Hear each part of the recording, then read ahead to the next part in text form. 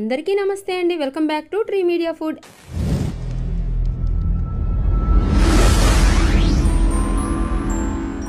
ఎలా ఉన్నారు అందరూ? ఆవకాయ ఫ్రైడ్ రైస్ ఇది మన న్యాచురల్ హీరో నాని గారి ఫేవరెట్ అని మీలో ఎంతమందికి తెలుసు? ఇది చాలా టేస్టీగా ఉంటుంది, అలాగే చేయడం కూడా చాలా ఈజీ అండి.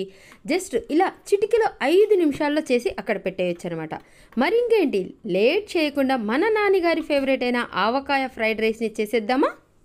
ముందుగా స్టవ్ ఆన్ చేసుకొని మందంగా ఉన్న కడాయి పెట్టేసుకొని 1 టేబుల్ స్పూన్ ఆయిల్ వేసుకొని ఆయిల్ హీట్ అయిన తర్వాత ఒక 3 ఎగ్స్ వేసేసుకోండి. నేను చేస్తున్న ఈ ఆవకాయ ఫ్రైడ్ రైస్ 2 మెంబర్స్కి వస్తుందండి. దాన్ని బట్టి మీరు క్వాంటిటీని పెంచుకోవడం తగ్గించుకోవడం చేయండి. ఈ ఎగ్స్ని మీడియం ఫ్లేమ్లో కొంచెం సేపు ఇలా ఫ్రై చేసేసేయండి. ఇప్పుడు ఇందులో రుచికి సరిపడినంత సాల్ట్, కొంచెం పసుపు, అలాగే కొంచెం కారం వేసేసి మీడియం ఫ్లేమ్లోనే ఈ ఎగ్స్ని ఫ్రై చేసేసేయండి. ఇలా ఫ్రై చేసుకున్న ఈ ఎగ్స్ని ఒక ప్లేట్లోకి తీసి పక్కన పెట్టేసుకోండి. ఆ తర్వాత ఇదే కడాయిలో మరొక టేబుల్ స్పూన్ ఆయిల్ వేసేసుకొని ఆయిల్ హీట్ అయిన తర్వాత 1 కప్పు వరకు ఉల్లిపాయ ముక్కలు, పావు కప్పు వరకు క్యారెట్ ముక్కలు వేసేసి ఒక 5 సెకండ్స్ పాటు ఫ్రై చేసేసుకోండి.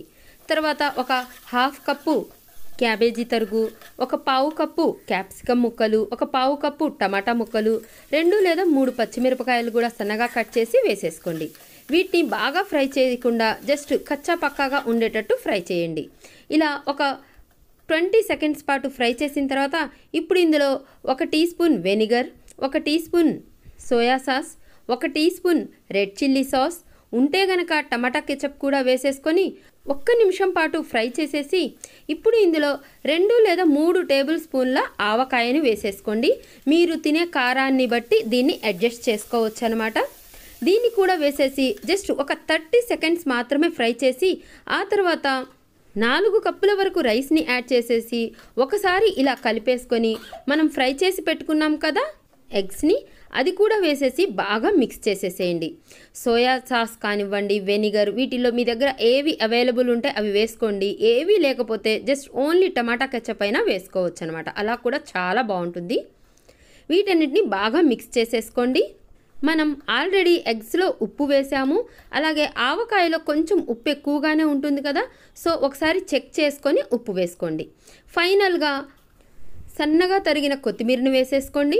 నాకు కొంచెం ఉప్పు తక్కువ అనిపిస్తే ఈ స్టేజ్లో కొంచెం ఉప్పు కలిపేసుకున్నానమాట. మీ దగ్గర స్ప్రింగ్ ఆనియన్స్ ఉంటే అవి కూడా వేసుకోండి, టేస్ట్ ఇంకా బాగుంటుందన్నమాట. అంతేనండి, ఆవకాయ ఫ్రైడ్ రైస్ రెడీ అయిపోయింది. లంచ్ బాక్స్లోకి యమ్మీగా ఉంటుందండి. పిల్లలకైతే బాగా నచ్చేస్తుంది. ఒకసారి ఇదే స్టైల్లో ట్రై చేసి చూడండి. ఎలా వచ్చిందో నాకు కింద కామెంట్ బాక్స్లో చెప్తారు కదా. ఇలాంటి మరిన్ని వీడియోస్ కోసం మన ఛానల్ని సబ్స్క్రైబ్ చేయండి. నా వీడియో కనుక నచ్చినట్లయితే లైక్ చేయండి. మీ ఫ్రెండ్స్కి, ఫ్యామిలీ మెంబర్స్ కూడా షేర్ చేయండి. థ్యాంక్ యూ అండి. Thank you so much.